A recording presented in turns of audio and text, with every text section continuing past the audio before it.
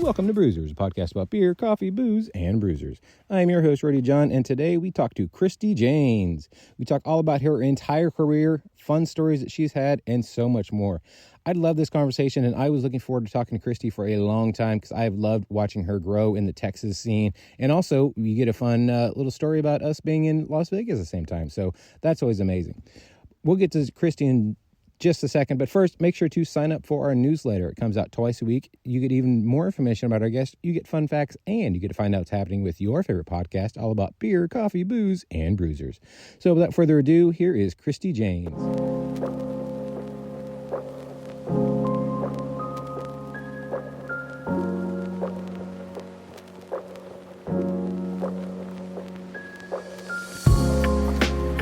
I would like to welcome to the show Christi Jaynes. How are you doing today, ma'am? I am doing great. So for those listening, kind of paint us a word picture. Where are you at? What's going on around you? Well, right now I am in my streaming room. Oh. Yeah, I have been running around all day. We've had some family come in from Manaus, Brazil, which is the center. It's the city in the center of the Amazon. And so just got done running them around, and yeah, now I'm here. I'm packing, getting ready for this weekend. I have Texas style wrestling in Forney, Texas this Saturday. Yep. That is an hour away from me. I was there for NWA about a month ago. Yeah. Yeah. Yeah. So yeah, I will be there this coming Saturday, which I don't know when this podcast is going to go live, but it's the 22nd of June, I guess. That's the date that I'll be there. Yeah. And then I jet set off to the United Kingdom on Sunday. So I land back home on Sunday morning at 9, and then my flight leaves at 11 for JFK, and then JFK to Gatwick Airport. So that's incredible. So what promotion are you working for over there?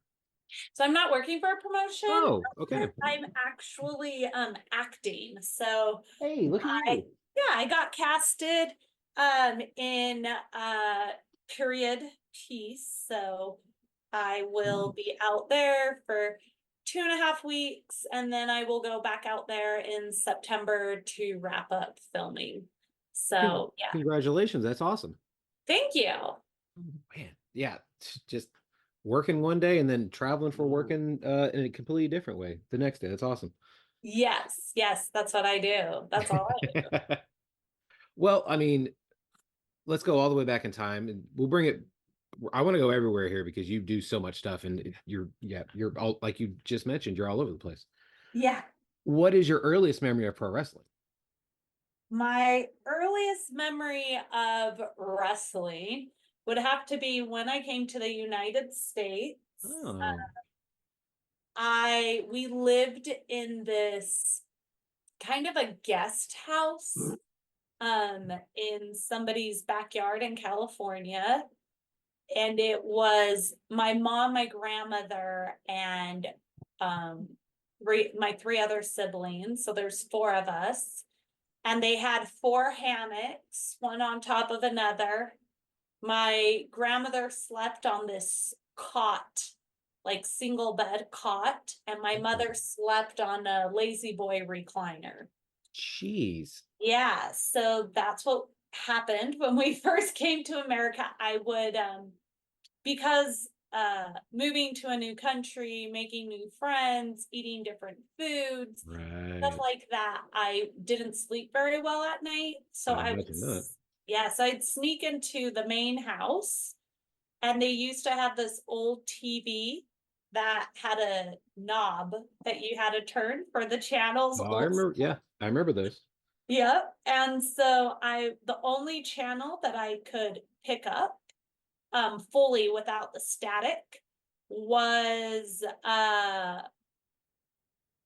Monday Night Raw. Wow. And so I would watch. I didn't understand the words they would say when they would cut their promos, but like the passion, the intensity, I'd love it. And then, of course, my mother would come in, turn off the TV, and take me back to bed. But that is my earliest memory of wrestling. So about what year was this? The middle 19s. Okay. Wow. So then 19 the night I would say 1900s, but I mean 1907 is also part of the this is true. 1900s. Yes. The later part of the 1900s. Yes, That yes, okay. Wow. I'm just trying to figure out which part of the Raw was happening, but that's awesome that that was your yeah. first introduction to it. And then, well, I guess so since you do, so much when it does come to entertainment, did what did you fall in love with first? Was it TV, movies, music, or did wrestling come at at what point? So when I saw them, I was in awe, right? Because Right. obviously, to get on TV, you need, especially to be a main character or in a main character storyline, you need the it factor. And if you don't Mhm. have the it factor, which to me, I associate the it factor with a draw, right? A connection. Right. Like people can connect with you. They don't know why they like you or why they're intrigued by you. They don't even need to like you, but somehow they're intrigued by you. They're either going to say good stuff or they're going to talk shit. Either way, they're going to talk, True. right?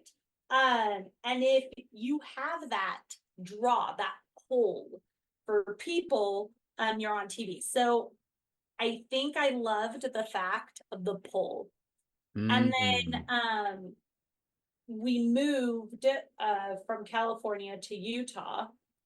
And I remember watching the women's college gymnastics and Oh, cool. saying, I want to be a gymnast. So my mother put me in gymnastics. And I was like, that's what I want to do. Right. And of course, like we're really poor. So if we ever went to the movies, it was like maybe once a year. Like we were really poor. We used to clean houses. We actually did clean houses to put my mom through medical school. Like we were poor, like Right. never had the nice shoes, didn't have cell phone, didn't have beepers, didn't have like all of us took the bus everywhere. We couldn't we couldn't go out to eat because even McDonald's was too expensive for us. That's how poor we were. I mean, that Uh, builds character that people just don't understand really. So, yes, yeah. I agree. And you just I came from another agree country, with so you. yeah. Yeah, 100%. I agree with you. So we were very poor. And then I, in junior high and high school, I didn't get along with anyone. I got along with the boys, but the girls were just always catty and Mhm. like just mean to me. They never liked me. So my mom told me, why don't you join a sports team? Because it'll build that camaraderie, right? And I went, okay, yeah, totally. So I joined the wrestling team. I was the only girl Oh, to be on the all boys wrestling team. I was the first girl. I joined my high school football team. I was a tight end, the only girl to ever join the first girl, I should say, because they had three other girls after me join the men's football team, but they were always like kickers or, right. something like that. And they'd pull them from like after I joined and my mom fought that war for me with the district. Um, then they would like get the kicker from the soccer team to join and like be the kicker on the boys' teams. So, anyways, my mother helped a lot. The only I played hockey on the all boys team. The only sport I was never able to join was baseball. The commissioner of the baseball league handed my mom back then. We had checks. I know kids these days don't know what a check is, but we had checks. He handed my mother back her check and said, a woman will never play on a men's baseball league. They can have their own, but he'll never play on ours. And I think I was fine with it, right? Because at that time I had a lot. I was on the swim team. Like, Right. I just had so much stuff going on, and wrestling wasn't cool. But I did play D&D, Dungeons and Dragons. Oh. Yeah, role-playing games for people that don't know what that is. It's a cool game, okay? We're nerds. At this point, if you don't know what Dungeons and Dragons is, that's on you because it is so mainstream and like that means you watched Stranger Things and had no idea what game they were playing and that makes no sense. And there's been a movie about it. Yeah, there's multiple very successful podcasts about it. If you don't know what D&D is, that's on you. I'm just gonna. And you shouldn't know what like Game of Thrones is. You Yes. shouldn't know like what the House of Hobbit is. You Dragons. shouldn't, yeah, like you shouldn't know. And like Twilight, I feel like is kind of a newer version of Dungeons and Dragons, right? Right. Like Lord of the Rings also, if you do, yeah. yeah, all that stuff. So yeah, I used to play it a lot. I wouldn't tell people back then that I would play it, right? Because being a nerd wasn't cool back then. But listen, us nerds took over. Hell yeah. We fully took over and conquered. So ha Take that, yeah, jocks.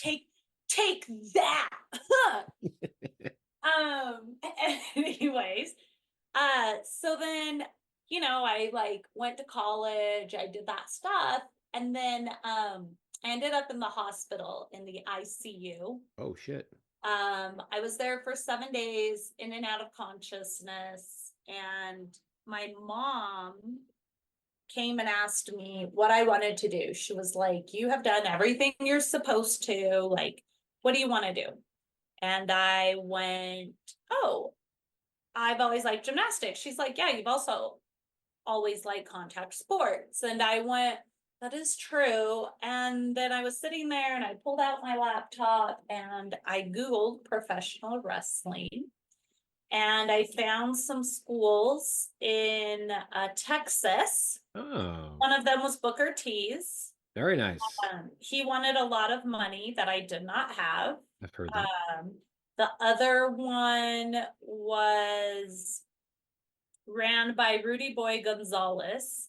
He wanted me to go down there, pay him $500 just for a tryout, and then he would decide if he wanted to train me.